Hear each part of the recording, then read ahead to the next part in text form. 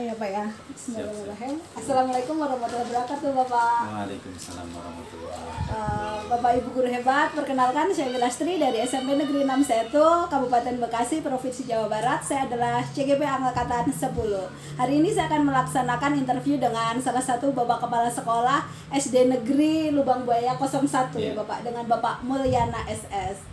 Salam guru penggerak, tergerak, bergerak, dan menggerakkan. Sekali lagi punten ya Pak, mengganggu waktunya. Saya pengen tanya-tanya nih berkaitan dengan tugas saya di guru penggerak Angkatan 10, khususnya di modul 3.1. Begini Pak, mau tanya bagaimana sih biasanya Bapak mengenali situasi yang dianggap sebagai dilema etika atau bujukan moral dalam konteks sekolah Bapak? Dalam keseharian memang kita tidak terlepas dari dua kasus tersebut ya. Beberapa hal ketika misalnya kita pahami dulu mana itu yang termasuk dilema etika dan mana yang bujukan moral. Dilema etika artinya kan benar vs benar ya, artinya benar lawan benar. Sementara kalau bujukan moral benar vs salah. Nah, ketika identifikasi benar vs salah mungkin itu lebih cepat ya, bahwa misalnya menyontek itu sesuatu yang memang salah, berarti itu lawan itu adalah bukan moral. Nah, kalau yang dilema etika, mohon maaf nanti kalau saya agak terlupa ya. Kalau dilema etika itu ada hal seperti ini misalnya, siswa kita, salah satu siswa kita misalnya, dia kedapatan mencuri uang temennya yang lagi keluar kelas. Sementara ada satu temennya si C, si A nih yang punya tas, si B ini pelakunya mencurilah. Nah si C ini melihat.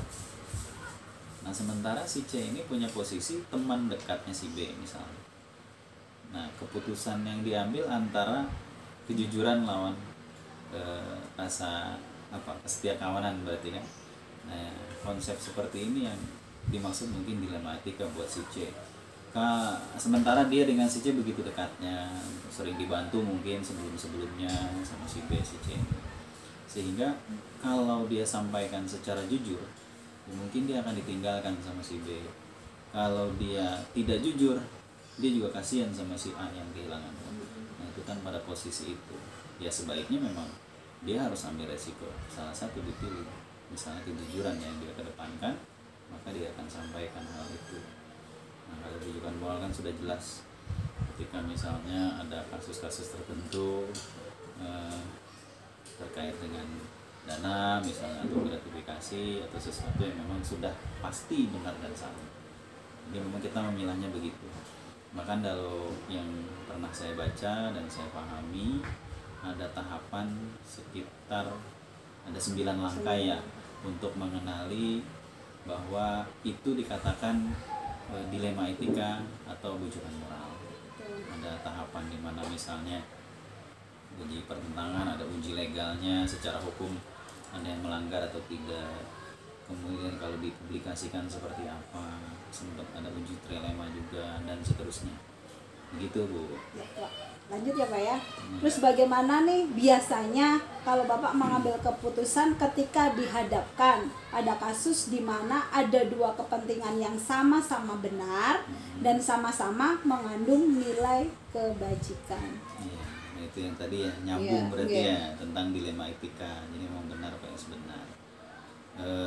Ini yang contoh yang sering terjadi misalnya ketika ini bocah atau murid kita naik atau tidak gitu. Sementara itu kan kembali kepada kesepakatan antara guru, kepala sekolah dan beberapa orang yang mungkin terlibat, termasuk orang tuanya.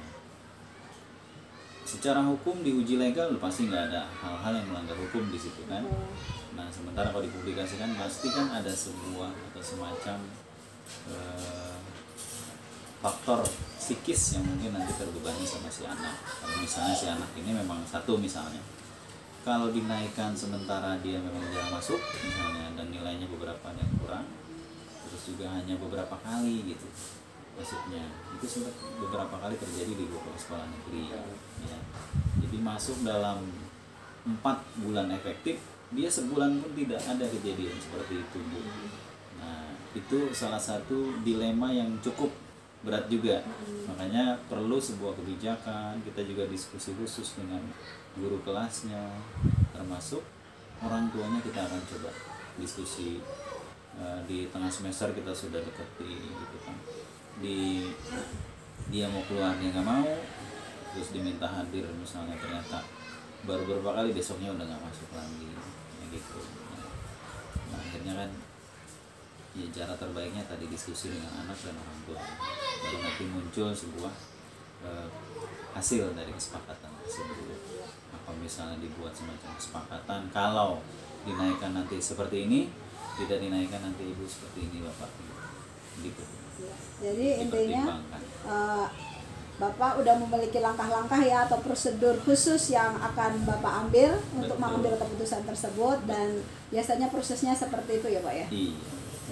Lanjut ya Pak ya, menurut Bapak nih efektif nggak tuh dalam pengambilan keputusan dalam kasus dilema etika di sekolah tersebut, dan pendekatan tertentu apa yang Bapak temukan biar berhasil? Sejauh ini efektif pendekatan tersebut, apalagi modul atau materi dan kontekstualnya terhadap apa yang terjadi di lingkungan kita di dunia pendidikan memang ada gitu, realistis hal-hal seperti itu. Jadi sangat efektif, sehingga kita ketika mengambil sebuah keputusan, contoh 9 langkah itu ya kita pelajari sebagai bentuk cara mengambil keputusan yang minim resikonya yang kita ambil, yang paling minim. Kan ada manajemen resiko nanti, jadi mana resiko yang paling minim, karena dua-duanya memang benar, tapi mana yang paling minim resikonya gitu. Ya. Terus yang menjadi tantangan utamanya apa Pak dalam mengambil keputusan ketika dihadapkan pada dilema etika tersebut, dan bagaimana tuh mengatasi tantangan tersebut? Nah itu ya. Nah di samping satu misalnya kemalasan ya dari berbagai stakeholder yang ada, misalnya entah dari pihak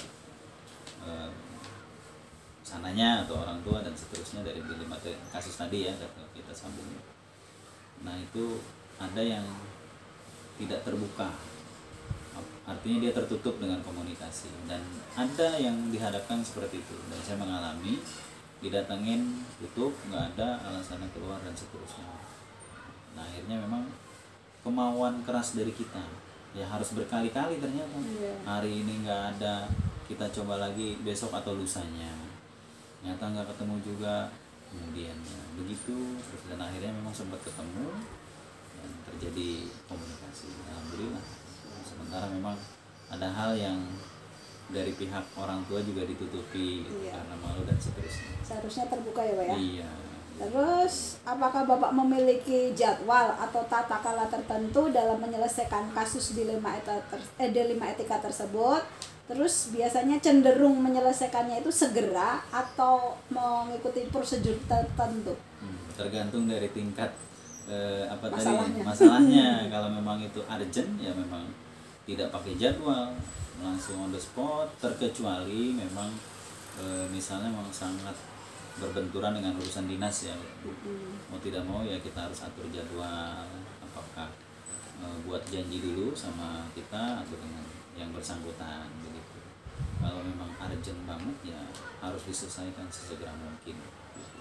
Jadi istilahnya apa, tentatif ya, tapi memang jadwal ketika ada satu titik ya memang harus segera diselesaikan, jangan sampai numpuk, nah itu yang nggak bagus gitu. Pasti ada berikutnya. Iya.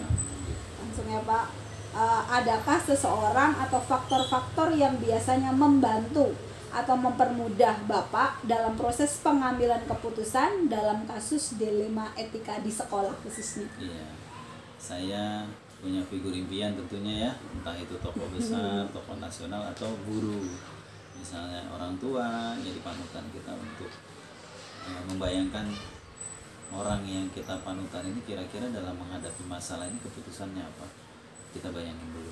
Kadang begitu, andaikan dia dapat sebelum, kira-kira seperti apa.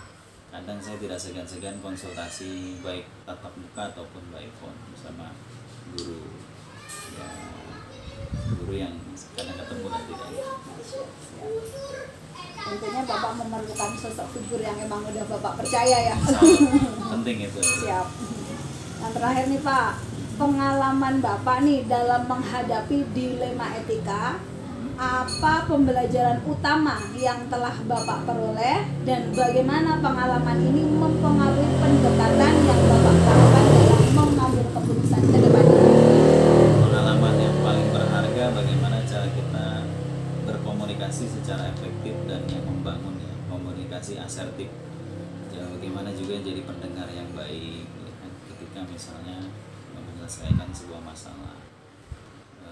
Kemudian tindak lanjutnya adalah secara berkala ya, kita bisa mengevaluasi tindakan kemarin, keputusan yang sudah diambil menjadi bahan pertimbangan ketika misalnya ada lagi masalah serupa. Oh, ini menjadi pelajaran, ternyata kemarin misalnya kurang pas keputusan yang kita ambil, tapi mungkin bisa dipertimbangkan. Begitu, Bu. Oke, terima kasih ya Bapak ya atas Sama-sama. waktunya. Benar-benar hari ini wawancara yang luar biasa, sangat menginspirasi saya. Semoga kedepannya ini benar-benar ya membantu saya next time-nya kalau ada suatu hal, oh langkah-langkahnya seperti ini. Walaupun di grup penggerak juga udah dapat, tapi ini luar biasa. Terima kasih Bapak. Sama-sama, Bu. Semoga aja sehat selalu dan Amin. sukses selalu. Doa Terima yang kasih sama, Bapak. Bu. Ya, assalamualaikum. Baik, ada satu yang terus menginspirasi bahwa kita sebagai manusia sejatinya adalah pembelajar ya. Belajar dari siapapun, belajar dari apapun. Jadi jangan pernah merasa kita sudah mumpuni dan mapan dengan ilmu yang kita peroleh, tapi terus merasa bodoh sehingga kita akan terus mencari dan belajar. Tetaplah menjadi seperti padi, bahwa ketika kita sudah memiliki sesuatu yang berharga terkait dengan ilmu, maka tetap menunduk untuk kemudian bisa melangkah lebih jauh lagi. Terima kasih. Buat saya Pak, semangatnya buat saya Pak. Ibu, Wilastri, Bu CGP Wilastri, Angkatan.